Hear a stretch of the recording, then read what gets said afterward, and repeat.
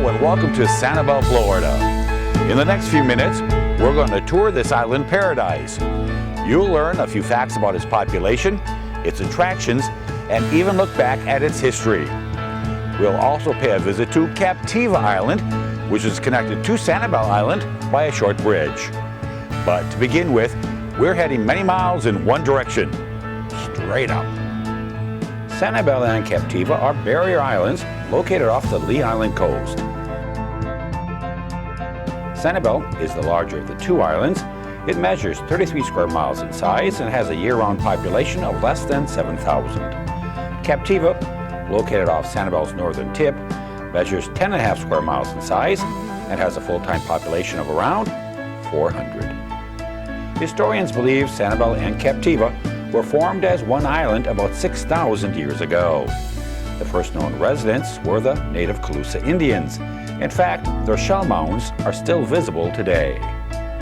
Explorer Ponce de Leon is believed to have discovered Sanibel Island, and within a few short years, these barrier islands became a haven for infamous pirates.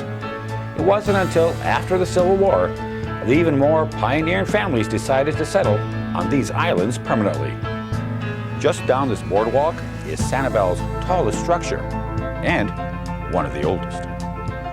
In 1883, the funds for a lighthouse were finally appropriated, and 1 year later, in August of 1884, the beacon beckoned ships into St. Carlos Bay, or helped guide them as they made their way down Florida's southwest coast.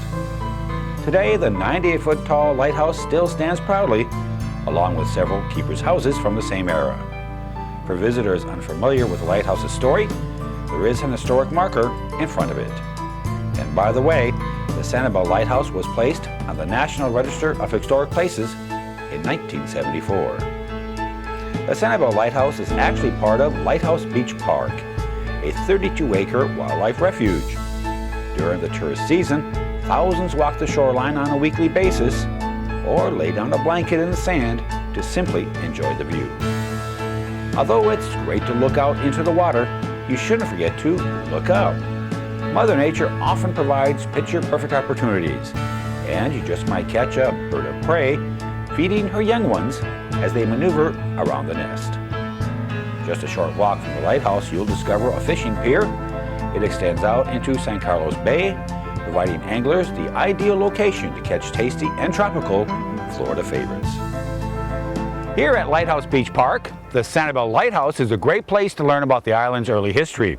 But if you'd like to experience it firsthand, be sure to stop by the Sanibel Historical Museum and Village. Founded in 1984, this museum and village tells the story of Sanibel, with an emphasis on the early pioneer families. 7 historic buildings were moved from their original island sites to this historic village. Among them is the 1896 schoolhouse for white children. There's also the Morning Glories Cottage, a Sears Roebuck kit home built in 1926, and a 2-room bayfront fishing cottage built in 1898. Not far away is Bailey's General Store, which opened on the island in 1927. The packing house will transport you back in time to a simpler era. And then there's the 1926 post office, built from lumber salvaged from hurricane debris. If you enjoy history and want to experience how the pioneering families of Sanibel lived, this museum and village is a must-see. In the early days of Sanibel, residents had to reach their homes by way of boat. By 1912, ferries transported people and automobiles to and from the mainland. In 1963, the causeway linking the mainland to the island was completed. Today, the 3-mile-long trek from shoreline to shoreline is one of the most picturesque in Southwest Florida. The views from atop the tallest bridge are spectacular. The drive, just feet above the water's edge, is pretty spectacular as well. And luckily, the Sanibel Causeway was constructed with several man-made islands, which allow travelers to pull off the side of the road and enjoy a picnic, throw out a line, go for a swim, or simply watch the boats as they pass by. Sanibel is known for its natural beauty, and visitors have a number of incredible options if they like to experience it firsthand. If I said the name Ding Darling, would anything come to mind? Well, in his day, he was quite the cartoonist. But he was also known for something else, and that's why we're here.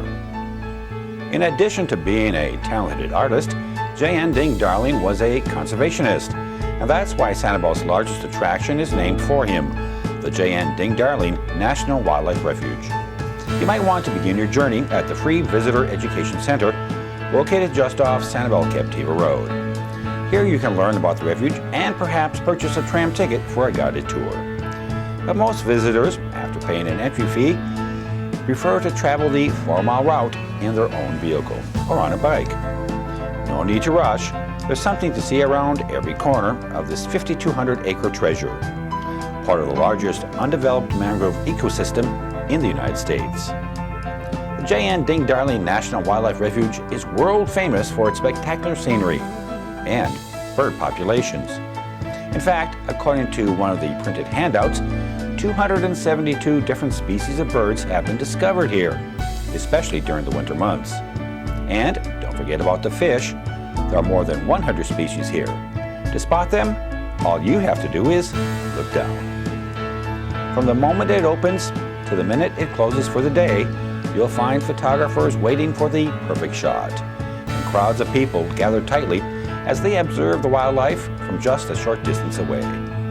Some are very friendly and could be looking for a midday snack just a few yards from where you're standing. Ground level is one thing, but about midway around the refuge is an observation tower. It's definitely worth taking the time to climb and to watch the wildlife from a bird's perspective. As you get ready to exit the refuge, there is one other stop you should make, and that's at the Collusive Shellmound Trail.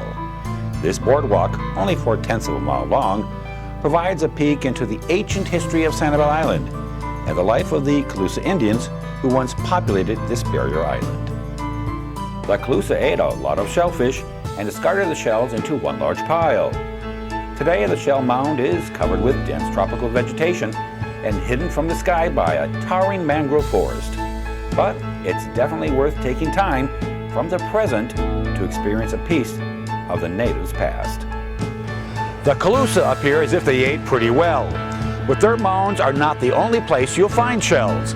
For many locals and tourists alike, collecting them along the shoreline is a real passion. The beaches of Sanibel attract visitors from all around the world, and one of the main reasons for that are the large quantities of seashells that frequently wash up on the shore. People are often seen bending down as they look for the shells. This posture is known as the Sanibel stoop. The fact that Sanibel is really a barrier island with an east-west orientation contributes greatly to the amount and variety of shells that can be found here. If you don't get your fill of shells on the beach, may we recommend a stop at the Bailey Matthews Shell Museum. Here you'll find more than 30 exhibits of mollusks from around the world. There's even a hands-on play area for children.